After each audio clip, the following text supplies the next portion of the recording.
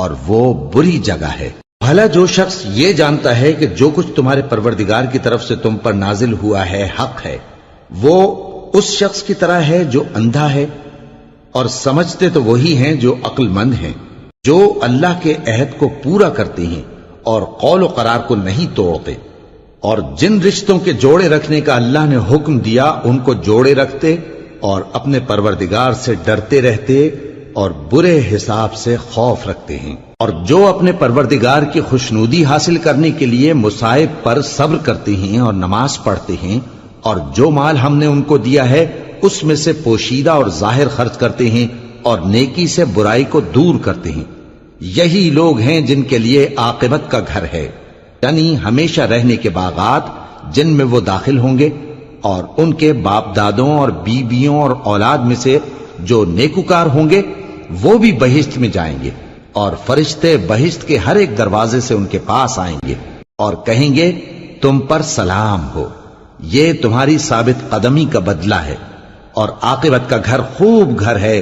اور جو لوگ اللہ سے پختہ عہد کر کے اس کو توڑ ڈالتے اور جن رشتوں کے جوڑے رکھنے کا اللہ نے حکم دیا ہے ان کو قطع کر دیتے اور ملک میں فساد کرتے ہیں، ایسوں پر لعنت ہے اور ان کے لیے برا انجام ہے۔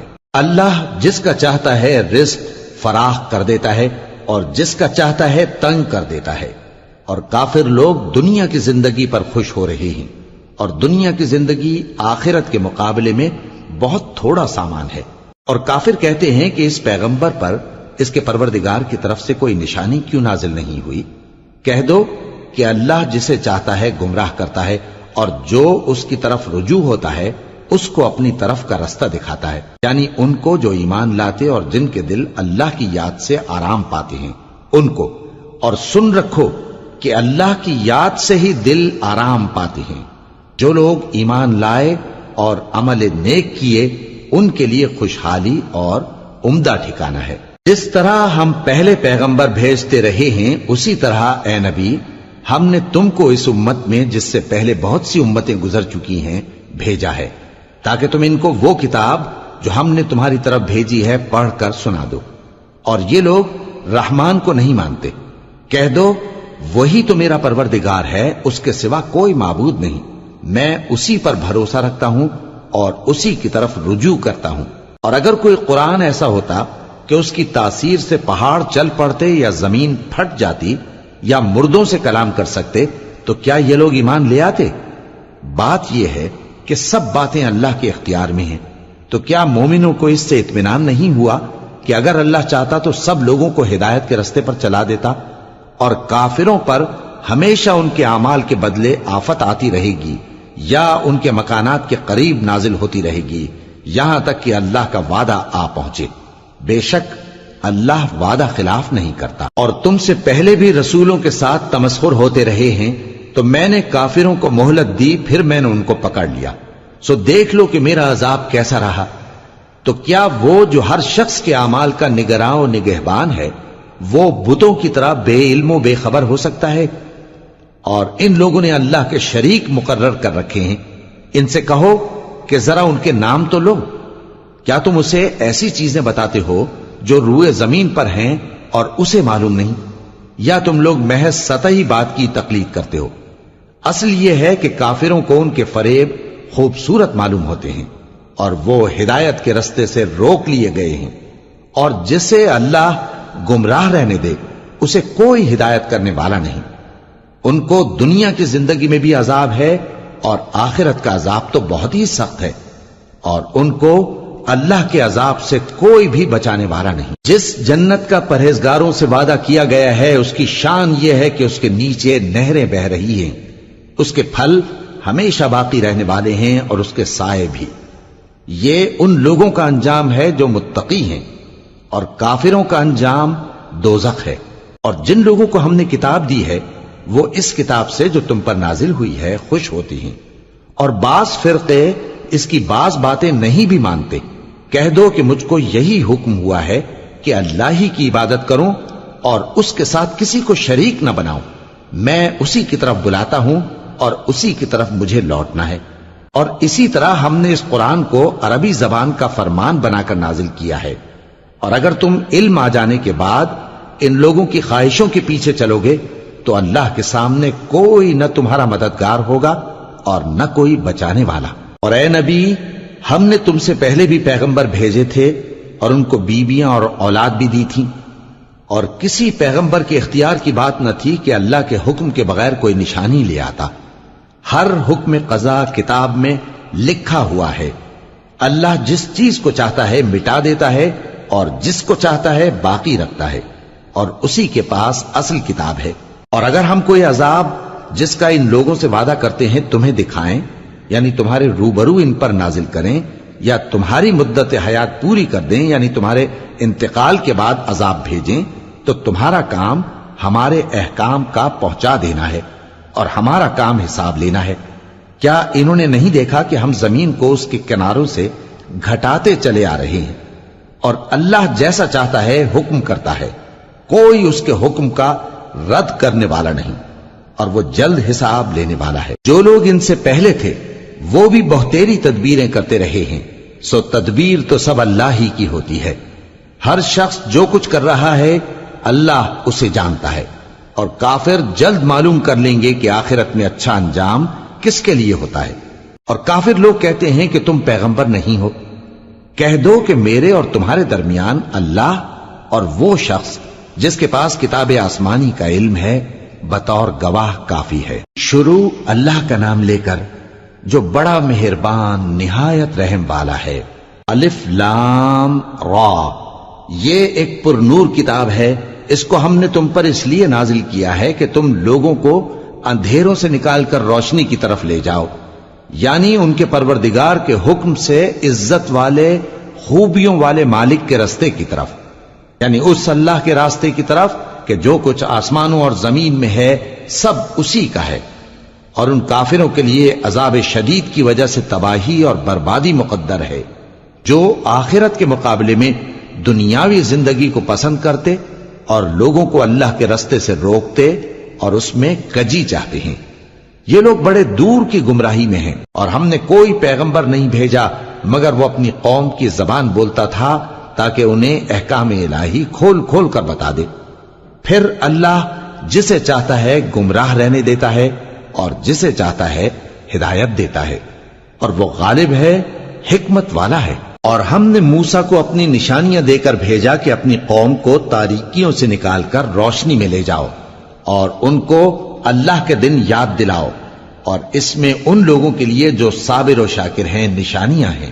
اور جب موسیٰ نے اپنی قوم سے کہا کہ اللہ نے جو تم پر مہربانیاں کی ہیں ان کو یاد کرو، جبکہ اس نے تم کو فرعون کی قوم سے رہائی بخشی، وہ لوگ تمہیں برے برے عذاب دیتے تھے اور تمہارے بیٹوں کو مار ڈالتے تھے اور تمہاری لڑکیوں کو زندہ رہنے دیتے تھے، اور اس میں تمہارے پروردگار کی طرف سے بڑی آزمائش تھی۔ اور جب تمہارے پروردگار نے تم کو آگاہ کیا کہ اگر شکر کرو گے تو میں تمہیں زیادہ دوں گا، اور اگر ناشکری کرو گے تو یاد رکھو کہ میرا عذاب بھی سخت ہے۔ اور موسیٰ نے صاف صاف کہہ دیا کہ اگر تم اور جتنے اور لوگ زمین میں ہیں سب کے سب ناشکری کرو تو بھی اللہ بے نیاز ہے، قابل تعریف ہے۔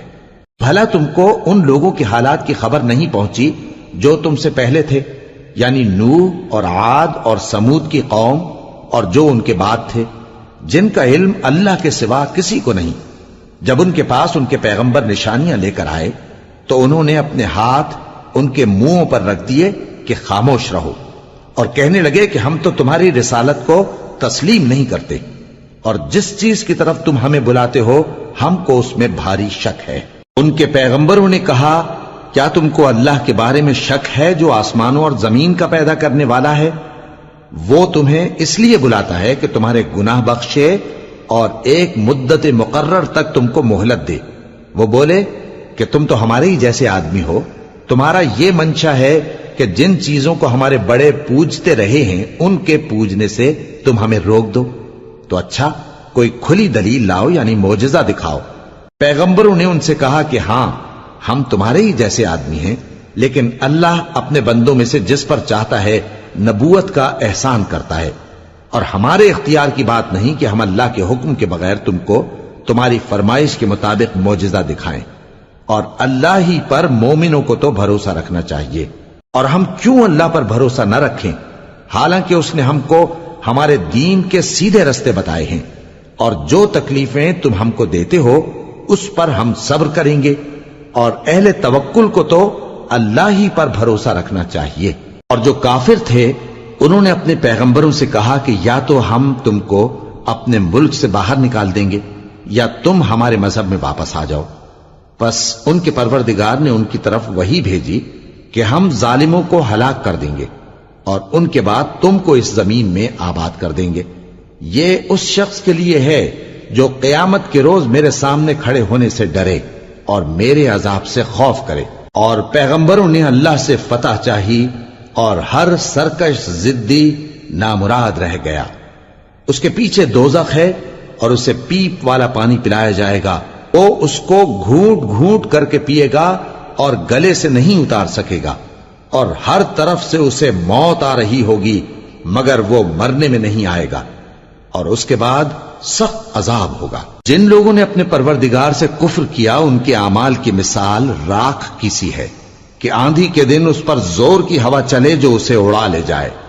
اسی طرح جو کام وہ کرتے رہے ان پر ان کو کچھ قابو نہ ہوگا۔ یہی تو پرلے سرے کی گمراہی ہے۔ کیا تم نے نہیں دیکھا کہ اللہ نے آسمانوں اور زمین کو تدبیر سے پیدا کیا ہے؟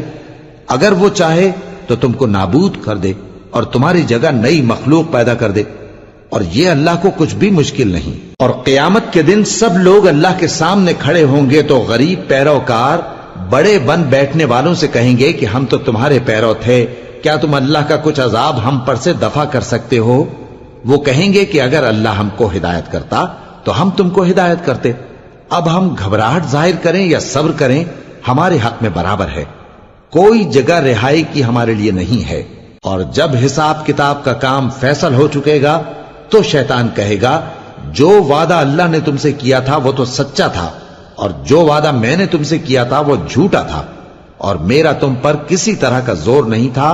ہاں میں نے تم کو گمراہی اور باطل کی طرف بلایا تو تم نے جلدی سے اور بے دلیل میرا کہنا مان لیا، تو آج مجھے ملامت نہ کرو، اپنے آپ ہی کو ملامت کرو۔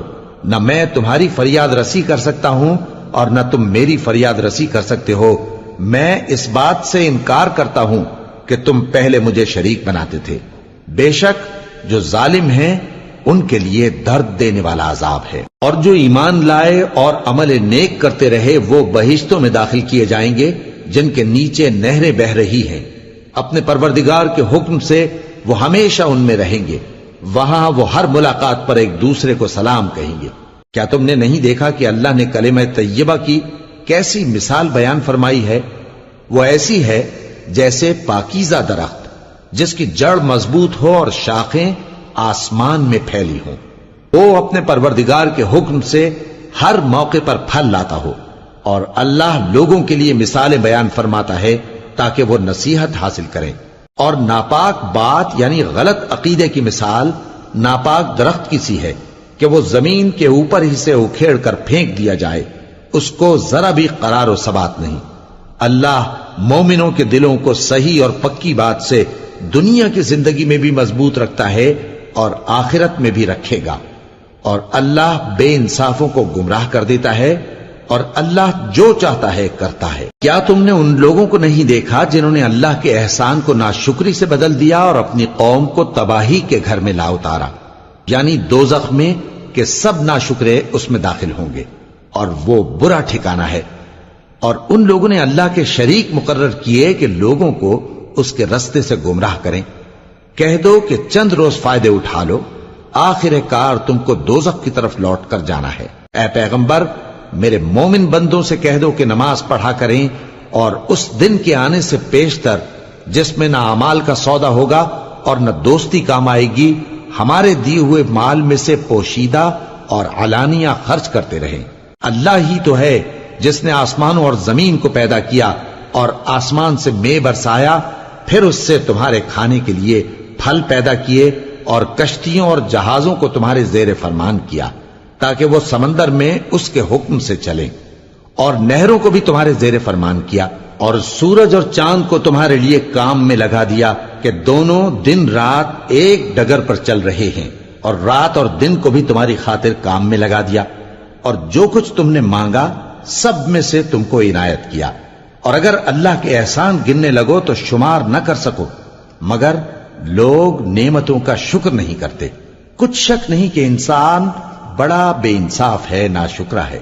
اور جب ابراہیم نے دعا کی کہ اے میرے پروردگار، اس شہر کو لوگوں کے لیے امن کی جگہ بنا دے، اور مجھے اور میری اولاد کو اس بات سے کہ بتوں کی پرستش کرنے لگیں بچائے رکھیو۔ اے پروردگار، انہوں نے بہت سے لوگوں کو گمراہ کیا ہے، سو جس شخص نے میرا کہا مانا وہ میرا ہے، اور جس نے میری نافرمانی کی تو تو بخشنے والا ہے، مہربان ہے۔ اے پروردگار، میں نے اپنی اولاد ایک وادی میں جہاں کھیتی نہیں، تیرے عزت و ادب والے گھر کے پاس لا بسائی ہے۔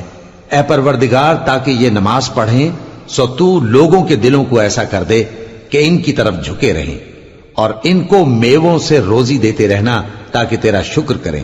اے پروردگار، جو بات ہم چھپاتے اور جو ظاہر کرتے ہیں تو سب جانتا ہے، اور اللہ سے کوئی چیز مخفی نہیں، نہ زمین میں نہ آسمان میں۔ اللہ کا شکر ہے جس نے مجھ کو بڑی عمر میں اسماعیل اور اسحاق بخشے، بے شک میرا پروردگار دعا سننے والا ہے۔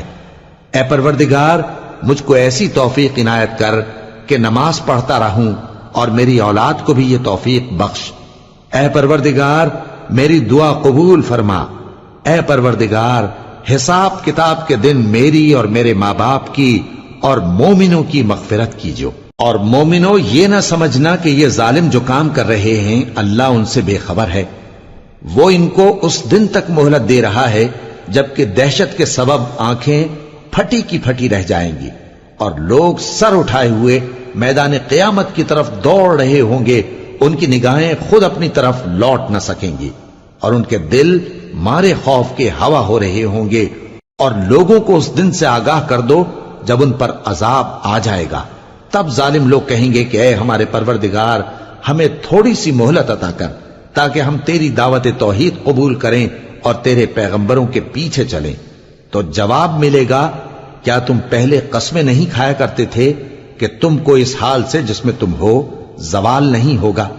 اور جو لوگ اپنے آپ پر ظلم کرتے تھے تم ان کے مکانوں میں رہتے تھے، اور تم پر ظاہر ہو چکا تھا کہ ہم نے ان لوگوں کے ساتھ کس طرح کا معاملہ کیا تھا، اور تمہارے سمجھانے کے لیے مثالیں بیان کر دی تھیں، اور انہوں نے بڑی بڑی تدبیریں کی، اور ان کی سب تدبیریں اللہ کے ہاں لکھی ہوئی ہیں۔ گو وہ تدبیریں ایسی غضب کی تھیں کہ ان سے پہاڑ بھی ٹل جائیں۔ تو ایسا خیال نہ کرنا کہ اللہ نے جو اپنے پیغمبروں سے وعدہ کیا ہے وہ اس کے خلاف کرے گا، بے شک اللہ زبردست ہے، بدلہ لینے والا ہے۔ جس دن یہ زمین دوسری ہی زمین بنا دی جائے گی اور آسمان بھی بدل دیے جائیں گے، اور سب لوگ اللہ کے سامنے نکل کھڑے ہوں گے، جو یکتا ہے بڑا زبردست ہے۔ اور اس دن تم گناہگاروں کو دیکھو گے کہ زنجیروں میں جکڑے ہوئے ہیں، ان کے کرتے تارکول کے ہوں گے، اور ان کے چہروں کو آگ لپٹ رہی ہوگی، یہ اس لیے کہ اللہ ہر شخص کو اس کے اعمال کا بدلہ دے۔ بے شک اللہ جلد حساب لینے والا ہے۔ یہ قرآن لوگوں کے نام اللہ کا پیغام ہے تاکہ ان کو اس سے ڈرایا جائے، اور تاکہ وہ جان لیں کہ وہی اکیلا معبود ہے، اور تاکہ اہل عقل نصیحت حاصل کریں۔